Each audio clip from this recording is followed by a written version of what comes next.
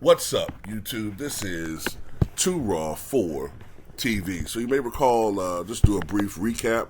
A couple of days ago, I did a video about Michael Irvin, former Dallas Cowboy wide receiver, Hall of Famer, three-time Super Bowl champion.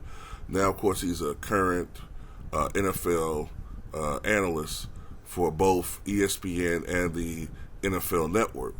He was in town in Glendale, Arizona, which will be the site of Super Bowl 57, to cover the game for the network, NFL Network. He has been suspended by the NFL Network, which I think was an overreaction on their part, and I'll tell you why. Because, and I tell you how I really feel on this channel. Oftentimes, black athletes are presumed guilty until proven innocent, and I don't like this overreaction. The man, has an accusation does not presume guilt. And I don't like when, people are punished before the investigation. Usually how it works with jobs is that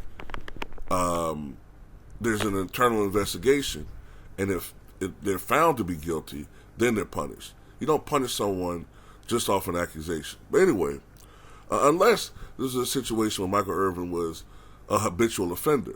Now, Michael Irvin had his problems early on in his career, but I think that, Michael Irvin has straightened himself out, since then. But anyway, Michael Irvin has filed a $100 million lawsuit, all right? And he claims that he is the victim of cancel culture. So Michael Irvin has filed a scathing $100 million lawsuit against a woman who accused the NFL legend of misconduct, alleging he's being, quote, railroaded with false accusations that are ruining his career. The lawsuit, which was filed Thursday afternoon, after Irving says the hotel where he is staying concocted a plan to turn him into the next victim of, quote, cancel culture, unquote, over something he says never happened.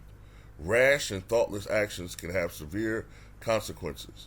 Marriott, parent company of Renaissance Hotels, apparently did not appreciate these simple truths when, in a rush to judgment, its employees and management inaccurately and inflammatorily accused Mr. Irvin of misconduct to the National Football League. According to the lawsuit, witnesses in the above photo backed Irvin's initial claim that he casually exchanged pleasantries with the employee, Jane Doe, shook her hand, and went to his room alone. However, once Irvin and his team became aware of the allegations, they say they attempted to provide witness accounts to the hotel in an effort to rectify any misunderstanding, but they say the Renaissance refused to listen. In fact, the lawsuit accuses the hotel manager of reporting the alleged incident to the NFL, quote, with the intention of damaging that relationship and canceling Irvin. Levi McCathan, Michael's attorney, said his client's reputation has not only been damaged, but he's also lost out on money, canceled appearances as a result of the false allegations. Irvin is seeking in excess of $100 million. Look, I don't know what happened. The truth will come out eventually. But the fact that now that I see that they said there was an employee of the hotel, yeah, I'm smelling a rat here. I'm smelling a rat, and I'm thinking they're trying to. This is a scam. I wish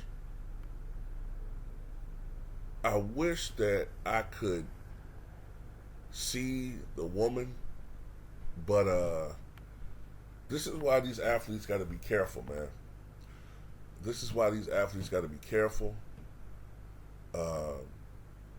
Sometimes, when people look at you, man, they see dollar signs.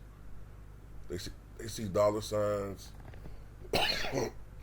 They find out who's in the hotel. You know, Michael Irvin has his history, this past history, so people may be inclined to believe that he did do something wrong. This is why a lot of these athletes have targets on their backs, and this is why, you know, if you're an athlete, it is imperative that you do everything you can to cover your own ass and to make sure that you don't get in situations where people could do this to you. But it's sad, man. We're in a situation, you know, right now where, I mean, fuck cancel culture. It's just an attack on black athletes. Period. That's how I look at it, man. It's an attack on black athletes. And I don't care how anybody want to spin it. You know, Two Raw's telling you the truth. You may not want to hear it. You may want to rationalize and think it is something else. We see what's going on. Hell, Brett Favre is trying to countersue someone for telling the truth about his thieving ass. And that's not even a big story. This man stole millions of dollars that were intended to go to the poorest people in his state. And he's making himself out to be the victim? Anyway, I just have a tendency to believe that I think Michael Irvin is being set up in this situation. So we'll see. But tell me what you guys think.